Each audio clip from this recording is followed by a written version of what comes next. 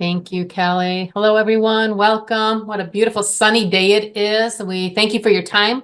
We've got quite the group of people here. I also want to thank Megan from Graham from Northwestern for being here today. Is it Northwestern or Northwest? Northwest Education Services. Okay. Just I'm rolls off still the tongue. I'm still old school with the TVA. So thanks, Megan, for being here today and present. We Thank you. appreciate it. Assistive technology, what a cool topic. So before I came to LIO, my previous lifetime was over in the Office of Special Education at the Michigan Department of Ed. And I was a grant manager for the Assistive Technology grant under Office of Special Education. So I got to see Joy Zambala and go over the SET framework with her. I was familiar with, well, I used to go to the Closing the Gap conference and all. So I love to see that this is brought in, more importantly, to the DHH field, because even though it's a checkbox on the IEP, I think it's more than just a checkbox. It's a deep consideration and thoughtful process. So I'm excited to hear Megan in her presentation today. And again, thank you all for joining us.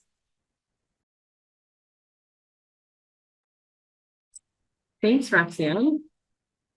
On the screen before you are the learner objectives for today. And we're excited, as Roxanne mentioned, to be able to explore this topic just a little bit deeper about assistive technology for students who are deaf and hard of hearing. Next slide. So I'm thrilled to be having this conversation with Megan Graham from Northwest Ed Services. Megan, welcome. And for our audience, I'm wondering if you can just explain your role and your connection to assistive technology to our guests today. Certainly. Thanks, Kelly. I'm glad to be here.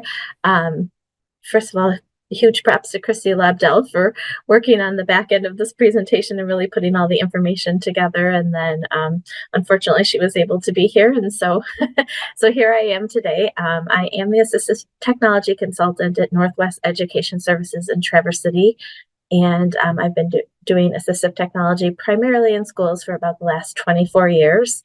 I am an occupational therapist by training, and hopefully we'll have some good discussion today. Kelly, thanks so much, Megan. And yes, I know you've already given a shout out to Christy, but I'd just like to mention it as well. Christy Labdell is an assistive and instructional technology consultant for Eaton Risa. And I just want to give her a shout out for helping develop these slides, as well as having lots of ongoing conversations with me personally about assistive technology and the development of this presentation today. So very thankful for her collaboration.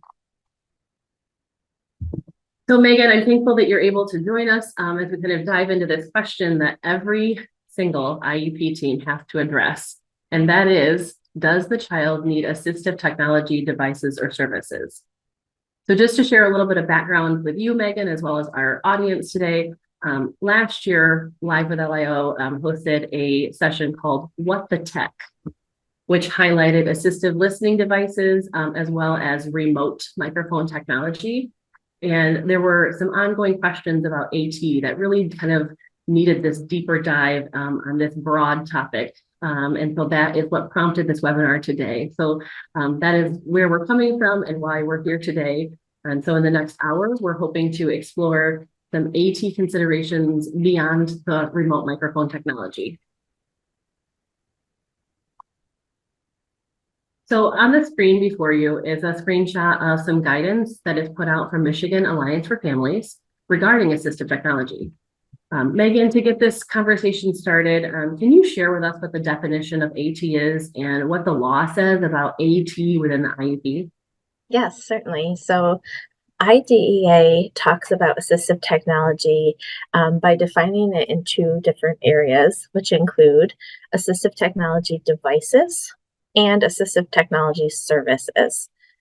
So when we look at the devices piece of it, the devices are really any of those pieces of special equipment or technology that help students to be able to participate in school activities. So students with disabilities, those technologies that they need to be able to access and progress in the general education curriculum.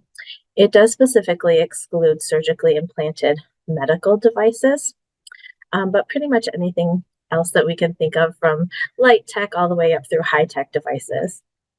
The definition of assistive technology also includes AT services, And so those services would include any that are required in the selection process for assistive technology, the process of acquiring assistive technology, using assistive technology or training around devices, and repair and replacement of devices as well.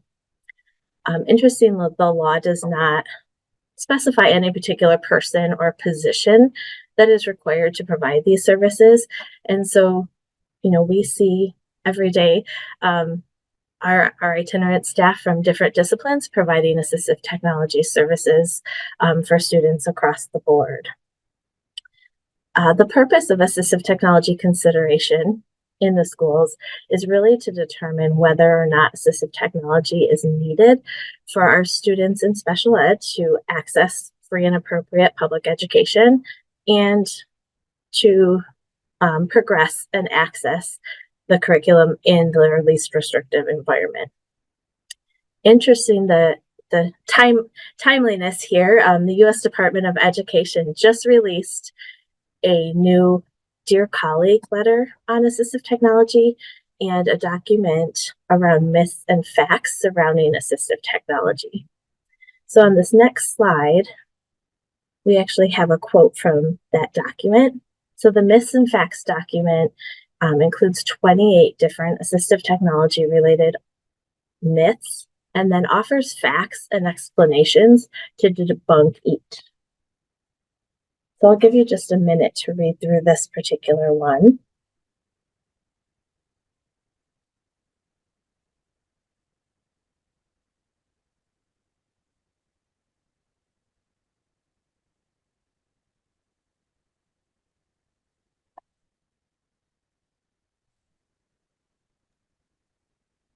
This is Kelly. So I did take up some of that light reading ahead of time in preparing for this conversation. And one of the things that really kind of stood out to me or kind of takes me back to my experiences as an itinerant teacher is frequent conversations about universal supports for students, universal supports versus accommodations, and that kind of dialogue back and forth. Megan, can you speak to this and kind of give us more information about that and what the myths and facts might say?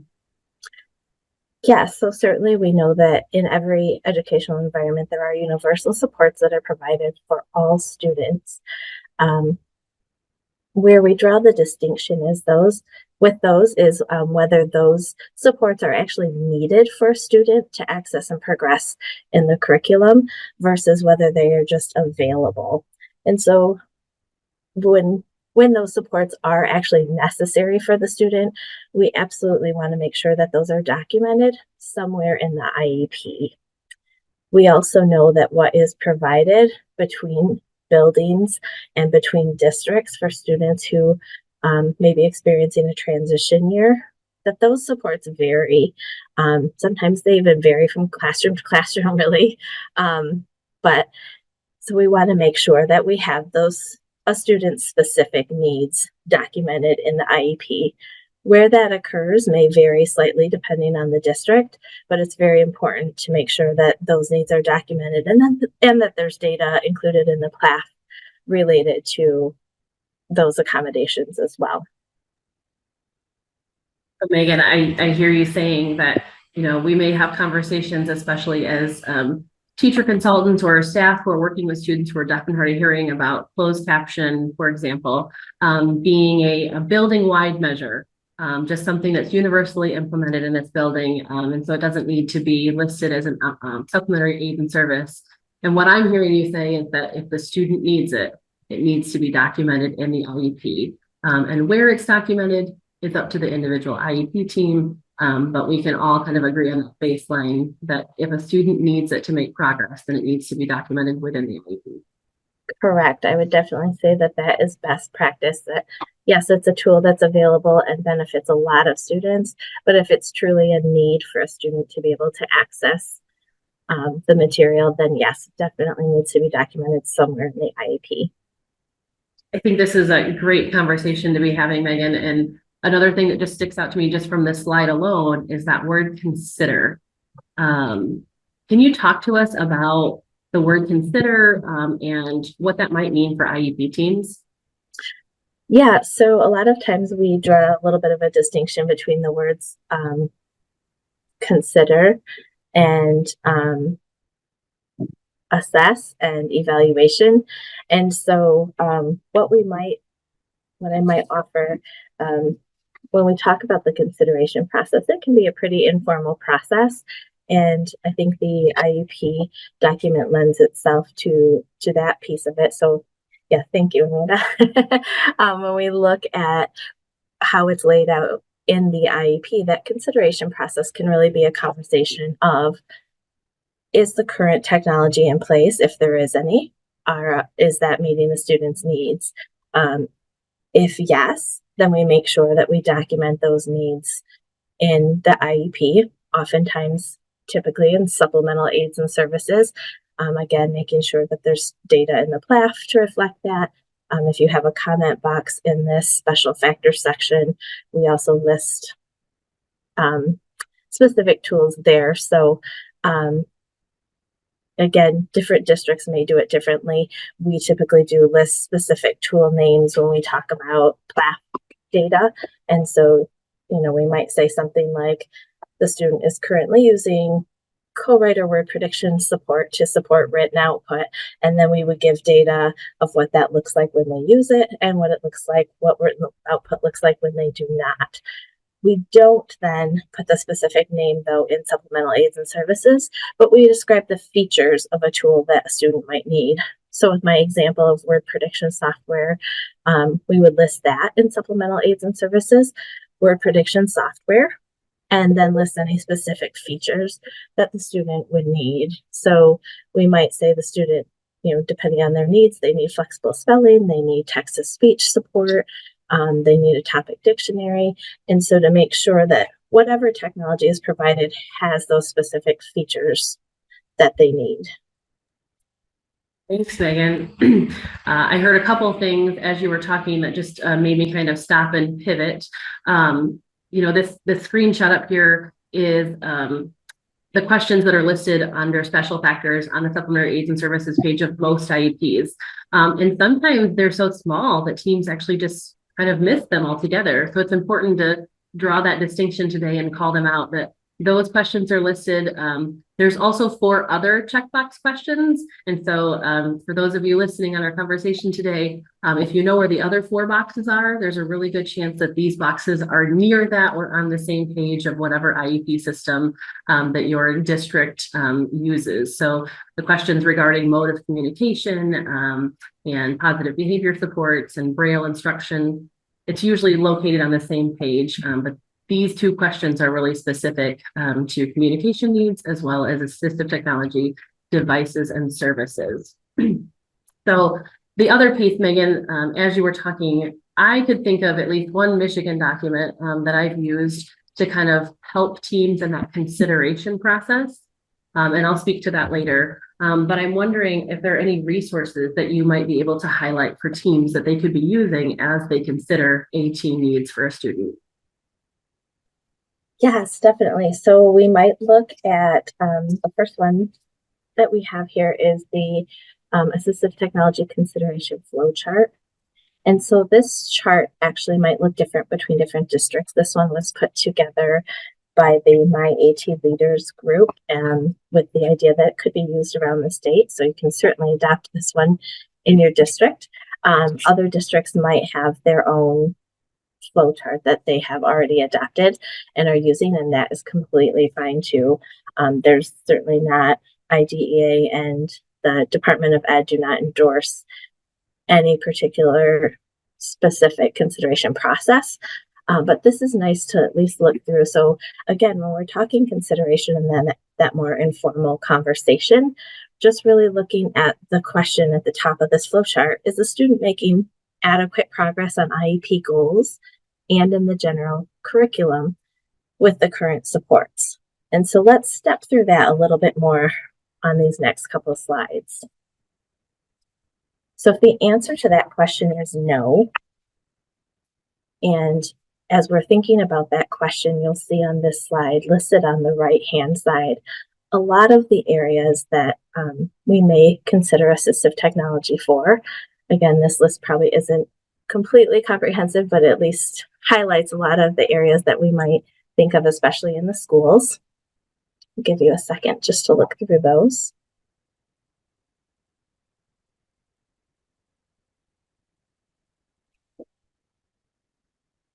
So if the team determines that the student is not making adequate progress in these areas, then we would lean toward then looking at some assistive technology supports that we might talk about and even trial to support in these areas. If there's someone on your team that has that knowledge, that's fabulous to start looking through, talking through, determining what tools you might trial to support in those areas. If not, be sure to reach out to someone in your district, in your intermediate school district, in your region, in order to get some support with that consideration process. If you're not sure who to reach out to, AltShift has a list of AT leaders around the state listed by intermediate school district on their website, and so they could be a great resource. If, as you're looking through that flow chart, the team actually determines that yes, the student is making adequate progress with the current supports, then the team wants to make sure to document those supports in the IEP, and again, have data in the PLAF to support those tools. Definitely pay attention to that AT checkbox, and then typically list those supports in supplemental aids and services.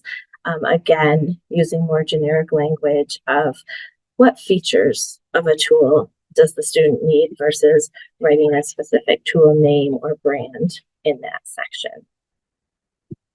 This is Kelly. Megan, I love that language that you just used, feature matching. And I think that might be something that I've overheard with some speech connections and maybe some assistive technology, but it's not something that I was familiar with or commonly heard. Can you just talk to that just a little bit?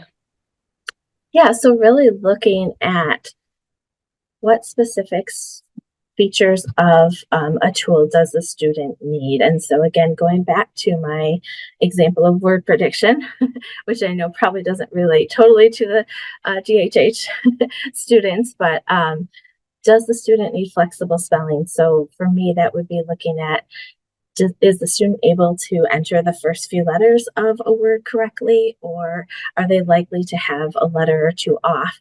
And so they would need a little bit more significant support that way. So I could list word prediction with flexible spelling that would allow them to make sure that it would make sure that the student has a tool that has that feature in it. And so really breaking down the features of specific tools and supports that students need and rely on to be able to use the tools successfully.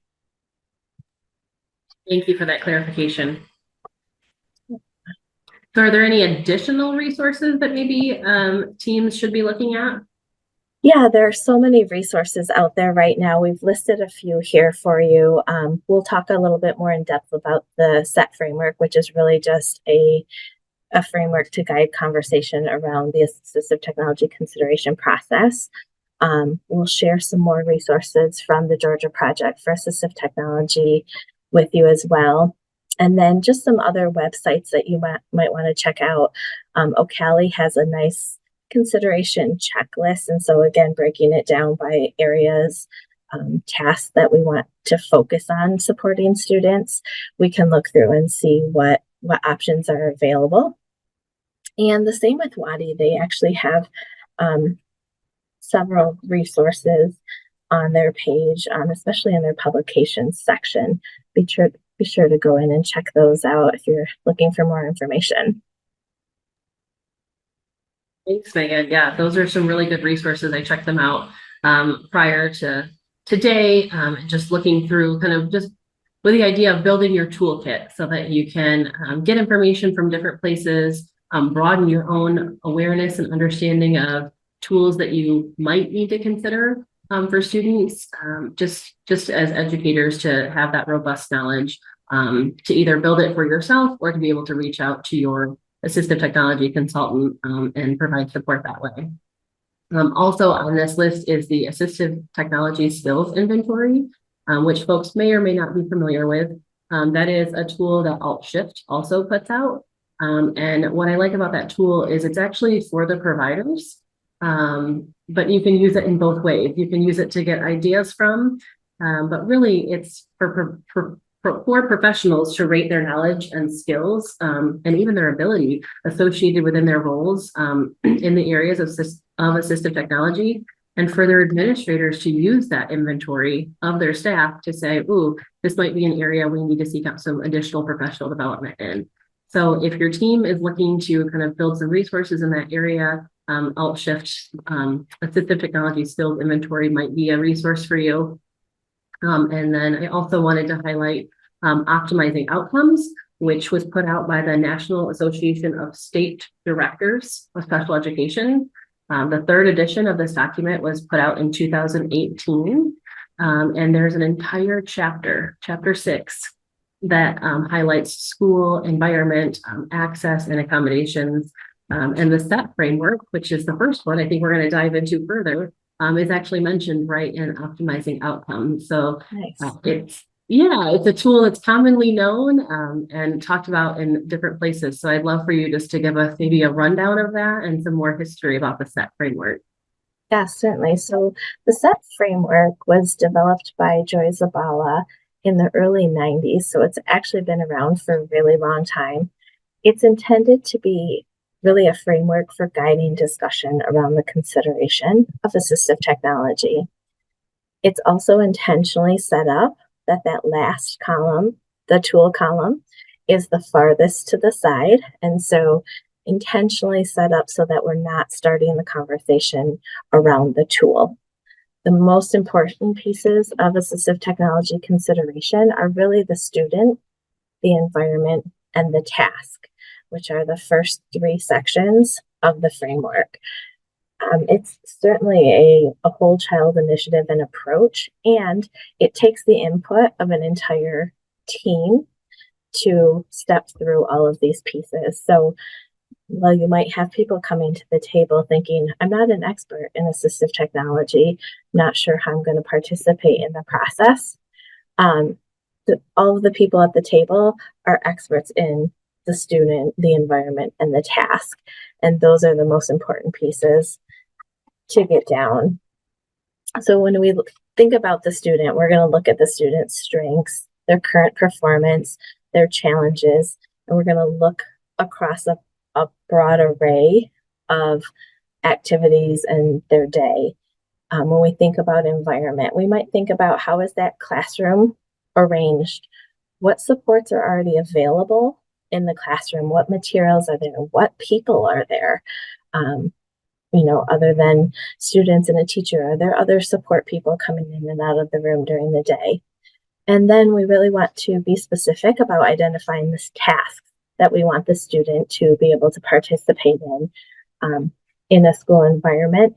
Those typically come from the expectations of, a particular classroom, a particular subject area. And so really being thoughtful about what are those tasks that we are looking to support the student in accomplishing. This is Kelly. I'm so glad that you're talking through this resource today. I'm just kind of reflecting on my own practices. And I don't think that the SET framework was something that was commonly used, at least in the IEP teams that I was a part of. And maybe that's on me for not using it. But what I really like and what I think about is, when you sit down to write an IEP, you focus on the tool. And I love that this is a conversation to have before then. This is a conversation to really pull people together and really be talking about the student and their individuality. They're using their strengths to really drive things. And I love that it's strength-based because that's been an initiative to make sure that IEPs are strength-based and focused on individual student strengths first. So I love that. And it seems that there's some kind of like data collection or at least conversational record that can happen with a SET framework for a student. So as they transition from either building to building or maybe even district to district within your county, that there's kind of that history that can be preserved. What's been your experience with that, Megan? Yeah, I think the set framework lends itself really well to, having those conversations, first of all, and then being able to document those over time and see each of those areas is going to change over time. The student is going to change over time. The environment is going to change over time, even, year to year, moving from classroom to classroom. And certainly the tasks are going to change over time.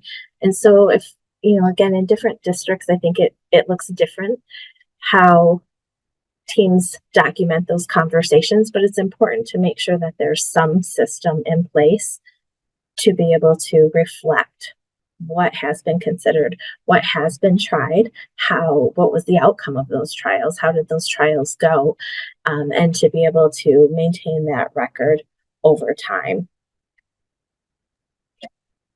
Yeah, as you were sharing that, I was just thinking about my own personal example of, we always want to tie the strengths on that first page to the supplementary aids and services that are being listed. And in my own experience, I remember being questioned by an administrator once on why I listed audiobooks as a supplementary aiding service for a student who was deaf or hard of hearing.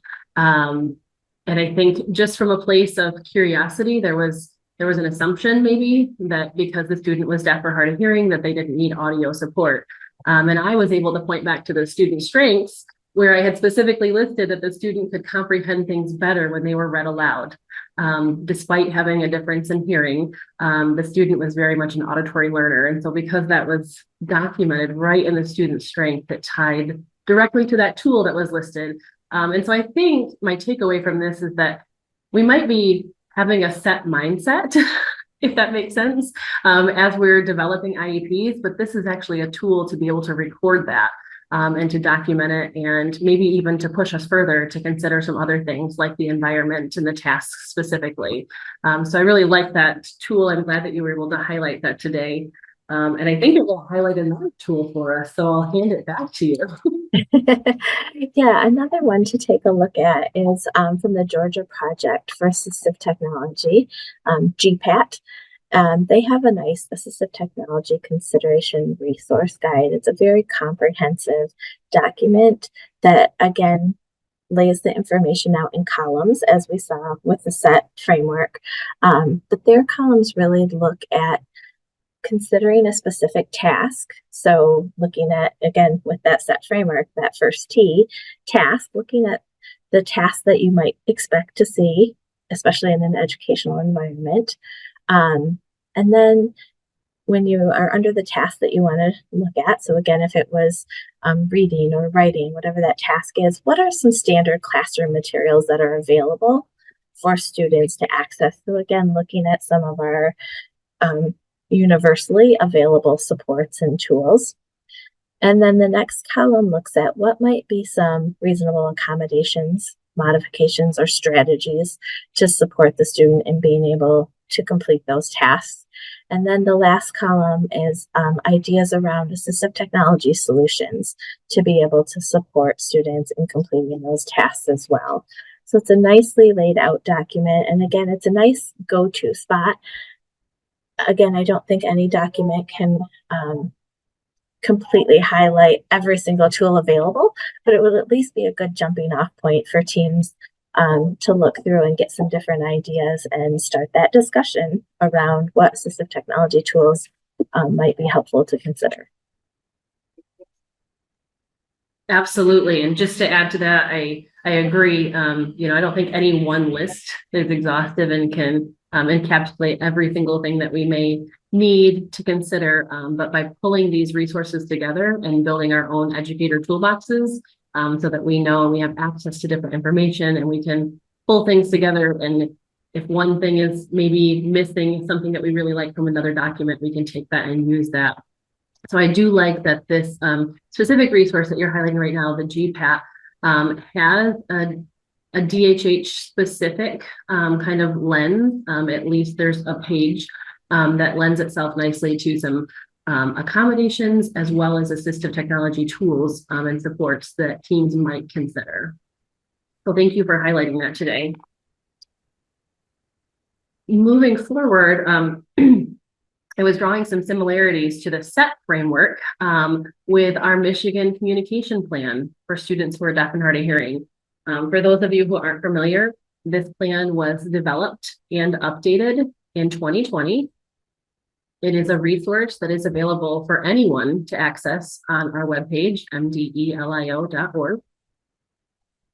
And the intended purpose of this document is really to help facilitate a meaningful discussion about individual students and their communication needs. So much like the SET framework, it's a framework for conversations, for dialogue, to be building conversations prior to IEP meetings.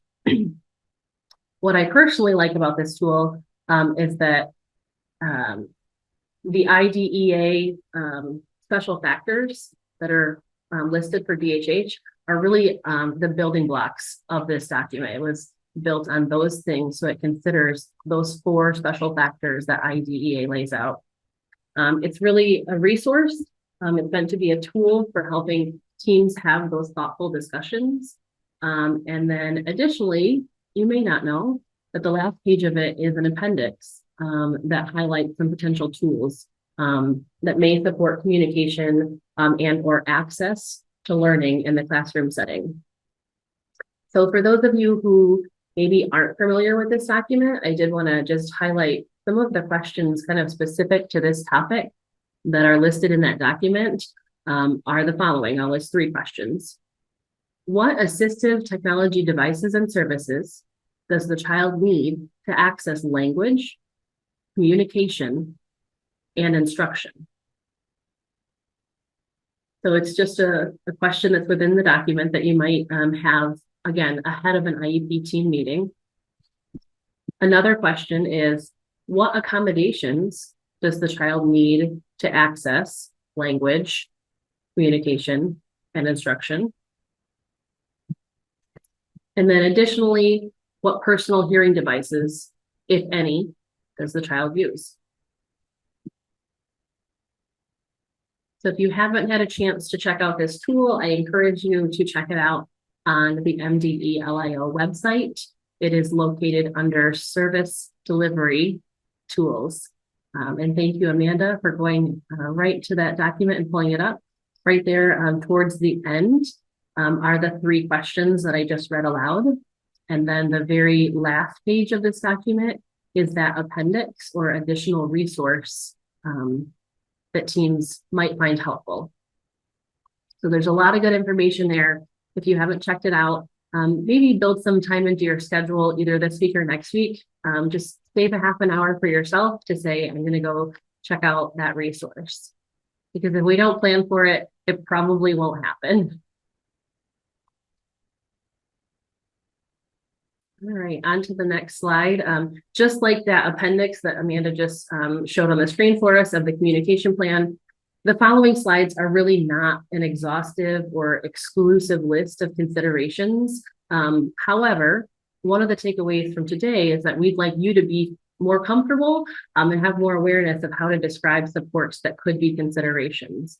So over the next few slides, we're going to walk through some different areas of assistive technology within DHH that could be either accommodations that are considered or assistive technology tools or supports. The areas that we have listed on the screen here are really just an effort of taking all of the documents that have been reviewed today and trying to pull things together into the biggest themed areas that we could find. So this list right here didn't come from any one document. It was just trying to take a bunch of documents and pull things together.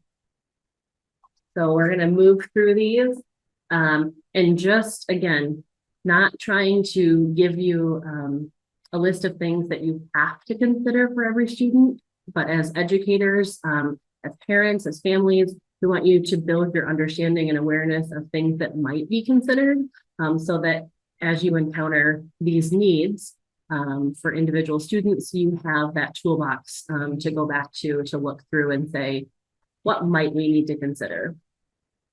So when we're talking about reading and spelling, we want to ask ourselves, what makes this topic accessible to the student? Maybe that's through the use of audiobooks. Maybe it is using pictures alongside text, or using audiobooks, because some audiobook versions highlight the text as they read aloud. So it provides for that visual support. Maybe it's voice options.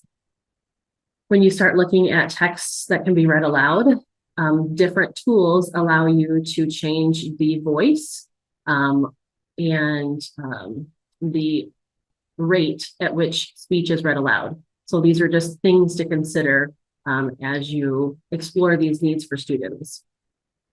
There's some other things on the screen. Maybe students need help with decoding, really breaking down words. Maybe the use of online dictionaries just embedded right in can be helpful for our students who have language needs as well. If the grade level text is not something that they're able to comprehend, having access to an online dictionary where they can look up other words to help them get the concept can be helpful. And that's really the same kind of idea with leveled text as well. So these are, again, not an exhaustive or comprehensive list, but just some things to make you aware of regarding reading and spelling that teams might consider as accommodations or considerations for students who are deaf or hard of hearing. On your screen, you'll see some AT considerations, both for writing and for math.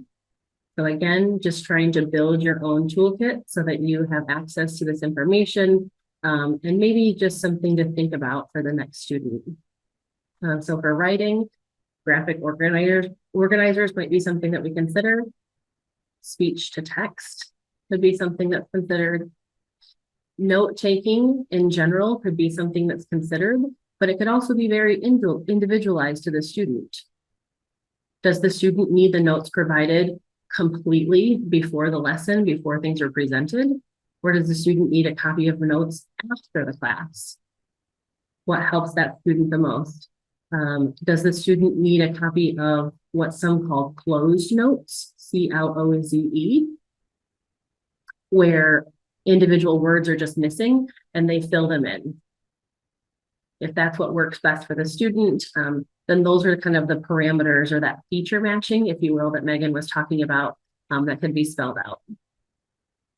Megan has mentioned word prediction, as well as word processing supports, and again, online dictionaries if students need additional language support.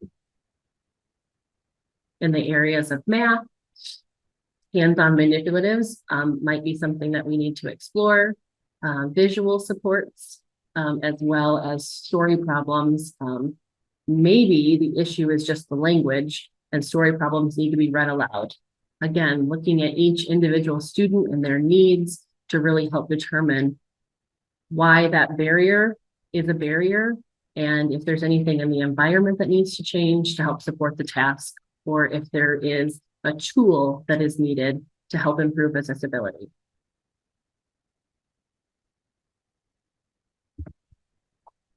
So when we look at AT considerations and accommodations for access to the curriculum, as well as access to communication, there's a whole laundry list of things here. Again, I sound like a broken record, but this is not an exhaustive list. So this is not everything. This is just something to get you started. First on this list is assistive listening devices or hearing assistive technology. Some people refer to this as HAT, H-A-T. And regarding that, I will just add in a personal note that the different lists that we've shared with you and different accommodations might call things different under different umbrellas. So there might be different language used to describe the same type of thing. I think what's really important, and Megan, I think you and I have talked about this as well, is that the IEP team, everyone in that team agrees and can read the IEP and knows what's being implemented with that language. And so if you're using some type of remote microphone technology and you call it an assistive listening device, just making sure everyone on the team understands that.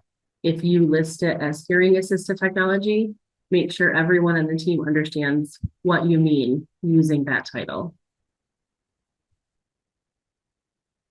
Some other things that are listed here are closed captioning or live transcription, strategic seating. And again, this might be something that you individualize to the student based off of their needs.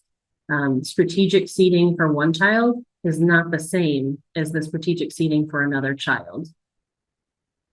So individualizing those things and not just listing it as one thing, but really taking this and then expanding on the parameters for it based on the individual student needs and strengths.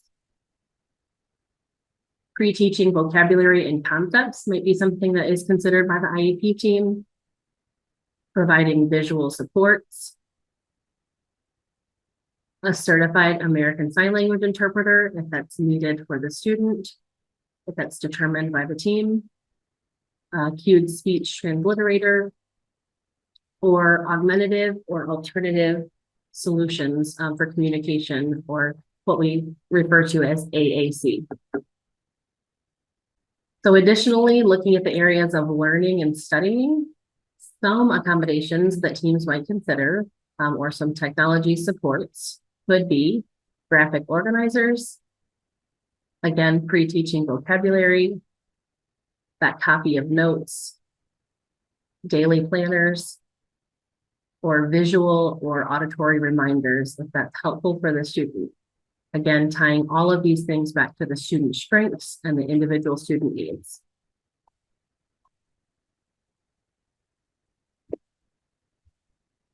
The last areas that we wanted to highlight for you today are activities of daily living, which might include different types of alerting devices or visual cues, as well as social behavior and engagement.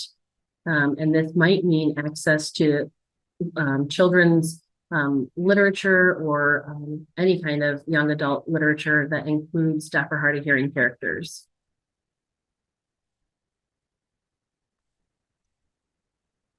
So we hope that your takeaway today, and Megan, feel free to chime in on this if you have anything else to add, is that lists or accommodations or resource guides or whatever tools we've shared with you should never be copied and pasted into an IEP. Rather, they should be a starting place for IEP teams to really look at the individual student and help to guide those things and use language that makes them really individualized to the student. But we also understand that nobody knows everything. And so using all the resources that you have available to help build that knowledge and capacity as an educator yourself, but also within your team to make sure that we're considering all the things that could be helpful to a student. Megan, anything else you'd like to add? I think that summed it up nicely. Really keeping that individual focus. And, we know IDEA requires us to consider assistive technology annually, but hopefully we're keeping our thumb on that pulse and making changes as needed and updating the IEP and any other documentation within the district as those needs arise and not just waiting until the IEP. Absolutely. Thank you, Megan, so much for joining today. We would like to provide this opportunity if anybody has any questions to ask. We've got Megan for a few more minutes. So if you have any specific questions, go ahead and use that Q&A feature. Just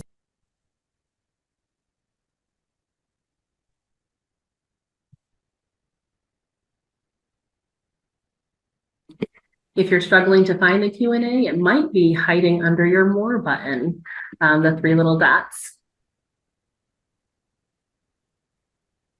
So we'll just give everyone a minute. If there's any questions, we'll let those kind of come in. And we can always pop back to questions because sometimes it's really hard to think of things right on the spot.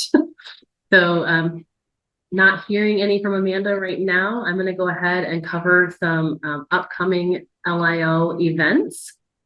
And we will absolutely stop and answer questions before 1 o'clock if they come in. This is Amanda. I'm ready now. Oh, fantastic. Go ahead. So the first thing I want to say is, we had a comment come in that this is really helpful information from that parent perspective. So the question really is, are these things that parents should be bringing to the IEP team? Or the IEP team should be sharing with parents, or both? And should these things be discussed prior to the actual IEP? So lots of questions rolled in there. Mostly the answer is yes. So yeah, it's really a team approach, right? And the parent is part of that IEP team. So absolutely anyone who has concerns, and really, again, thinking back to that flow chart and that initial question, is the student making progress and able to access the curriculum with the supports that are currently in place? And so, if team members start the discussion that way, I think that's a great place to start. And then have some conversation around, well, what does that look like if not? What tools might we consider? So you might have a parent that brings a concern to the table. It might come from any other team member as well. And then I missed the second part of the question. This is Amanda. Should these things be discussed prior to the IEP meeting? So again, the legal requirement is at least annually. Hopefully those conversations are happening as needed throughout the year. And again, at any point, I would say if a team member has concerns, to call the team together and just say, hey, let's have a discussion about this. The consideration process doesn't need to happen within the IEP or the IEP meeting. It can happen at any time. And so if there is a concern, and if you're thinking that maybe some things should be explored, I think calling the team together and having that conversation at any time is appropriate. This is Amanda. Thank you. The next question I have is, would tools like this be available for parents that homeschool? So again, a couple different ways to look at that. And typically, if that student is coming in for services, for itinerant services, so for speech services or OT services, and the tool is related to that service, often the tool can be introduced during those sessions. The public school district does not have an obligation to provide those tools in a homeschool environment. This is Kelly, but I would add that it's great awareness for parents, especially those who homeschool, to know that these are tools and considerations that might be made in the public school setting, and to seek those things out in whatever way is appropriate within their homeschool setting, if that's what their learner needs. Yeah, and a lot of times there are tools that are built into operating systems, or if a student is already accessing a certain tool, even in a homeschool environment, a computer or an iPad or something like that, there may be some settings that can easily be adjusted on a tool like that. That would be no cost. So definitely, again, having that conversation with the IEP team, because there might be some simple solutions that could be explored. This is Amanda. Thank you. All right. And the next question is, if we have building-wide accommodations, such as visual alerts for fire alarms, should those, they should be documented in the IEP, correct, is the question. Yes. So again, document it if that is a need for that student in particular. Documenting that somewhere in the IEP is absolutely essential. Again, where that documentation occurs likely varies from district to district, but making sure that it's spelled out in that document. Again, we always call it the California test. If the student were to move to California, would the receiving team know exactly what the student needs to access and progress? This is Kelly, and just to add to that, I think Megan did a great job of highlighting how a specific tool and what's working for a student might be listed in the PLAP section, which is the present level section. So if the student is doing excellent with this specific device or this technology, it might be listed there. But then on the accommodations page, we try to use that more generic language so that if that system or device gets an upgrade or becomes no longer available, the student isn't tied to the obsolete technology. This is Amanda. We've got one more question I think we have time for. How much tracking of IEP listed assistive technology or accommodations usage has to occur from teachers? So again, I hate to keep answering this way, but I think that varies a lot from district to district. Our district participated in some MDE audits last year that centered specifically around that question. How are supplemental aids and services being documented? How often are they being documented? In what format? And so each individual district then looked at their methods of documentation individually. And so some are requiring daily documentation, some are weekly, some may even be monthly, some are doing it in paper pencil, some are doing it in a Google form or in PowerSchool, things like that. So I think that's really individual. I don't know if there is an absolute legal answer to that, but I can tell you that's what I've seen as a result of our recent audit. This is Amanda. Thank you. Right. Just want to say thank you again to Megan for being our guest presenter today and stepping in, for Christy Lobdell, as well as to my team at MDE-LIO for all of the back end support that happens to make these webinars. So just for the quick few minutes that we have left, I'd like to highlight some upcoming events that we have coming up. If you're not aware, next week, Wednesday afternoon, we have the My DHH Spotlight, which is a chance for your fellow colleagues across the state to highlight really cool things that they're doing with their students. So we'd love for you to come on. This year's focus has been on supporting student self-advocacy and determination needs. So if you just want to hop on, you can get some ideas for things that you might be able to take and use with students that you're supporting. Also, a partner event that we have coming up is the Family Matters Workshop, which will be on March 9th in Lansing. And we invite you to just check that out. If you're a teacher and you're looking to volunteer for the day, we can put you to work. If you have families who want to attend the workshop, we would love to get you information on that. We just really want it to be a great day for everyone. Next slide highlights our Camp Tea events. So this year, Camp Tea will be hosting a series of 3 drop-in open houses to celebrate our 50th anniversary. So these events are open to the public. They're a great opportunity to come check out the facility. And we would like to know if the ASL interpreters will be provided and light refreshments will be available as well. There is no registration. These are just drop-in style. Next, we're really excited to be hosting a one-night sleepover at Camp Tea for middle school and high school students who are entering grades 6th through 12th grade in the fall. Students will have the opportunity to connect and learn from each other while participating in traditional camp activities such as swimming, climbing the rock tower, conquering the course challenge, etc. And this will just be for $5 a student overnight on June 8th at Camp Tea, which is just outside of Greenville, Michigan. So we would love for you to share that opportunity with students that you know.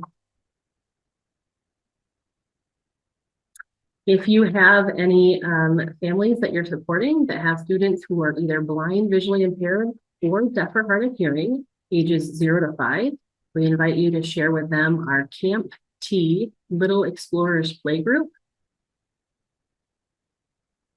There are 2 opportunities for this coming up on April 13th and May 11th. Those are Saturday afternoons. We're excited to be sharing literacy resources at these events with crafts and snacks. And we're inviting siblings to come along as well. So come and make new friends at Camp Tea at our Little Explorers Playgroup. couple of professional development opportunities listed on the screen for you to consider and share with your colleagues as appropriate. Just want to note that for the Peak Inside Early Involvement for Northern Michigan, the registration for that closes tomorrow. So if you know of any providers who support students or families who have students who are deaf and hard of hearing 0 to 3, this event is open, but it closes tomorrow. The interpreter workshop will be held on Saturday, April 27th. So on behalf of our whole team, I just want to thank you for being here and leave you with the note that when this webinar closes in just a minute, you will have a Zoom survey pop up on your screen, and we appreciate all of your feedback. Thank you so much, everyone. Have a great day.